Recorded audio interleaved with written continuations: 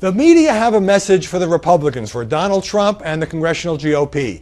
It's put up or shut up time. Now, that's not my formulation. I'm literally quoting a New York Times news story about what the new administration and the new Congress face in taking over the machinery here in Washington. And there is something to this, put a little bit bluntly, perhaps not very sympathetically, but for the first time since 2006, one party, the GOP, will control both the White House and the other end of Pennsylvania Avenue. The Democrats last had that kind of unified control in 2009 and 2010. But you think, therefore, you can basically push through anything you want. But here are some problems. First of all, Donald Trump doesn't agree with the GOP, with the congressional wing, I should say, of the party on a lot of issues. He ran against the GOP establishment. And when it comes to Medicare, dealing with Russia, and a number of other issues, including Obamacare, by the way, they are somewhat apart.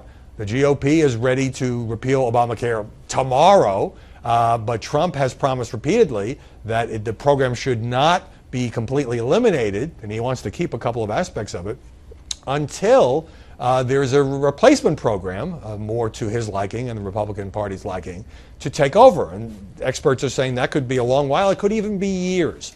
At the same time, there are divisions within the Republican Party, and boy, did we see this on display in this PR debacle when, without telling anyone, suddenly a surprise announcement on the first day, here you have the House GOP caucus voting to gut, to weaken, to really devastate the independent Office of Congressional Ethics, established 8 years ago, to investigate ethics complaints against members of both parties. And that was done over the objections of the Speaker, Paul Ryan, and the Majority Leader, Kevin McCarthy. So on the first significant vote, before they even were actually sworn in, these two leaders couldn't control their own caucus. Then Trump came out and tweeted that there's a lot more important things to be dealing with than weakening the ethics office.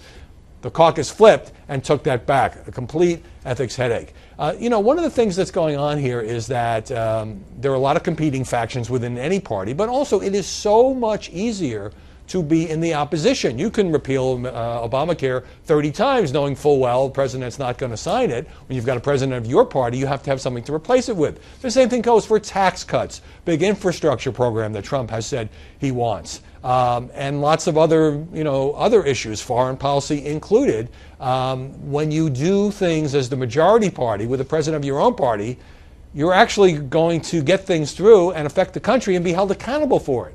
So if the GOP can't overcome its internal divisions, or Trump can't get everything he wants out of the congressional wing of his party, then there's going to be nobody else for the Republicans to blame. They can't blame Chuck Schumer. They can't blame the Democrats. The Democrats don't really control anything, although it does, in practice, take 60 votes to get anything through the Senate. The Democrats, as well as the Republicans, have learned that. So put up or shut up is not necessarily the way I would put it, but at the same time, it's showtime for Trump and the Republicans now that they actually have to become the governing party.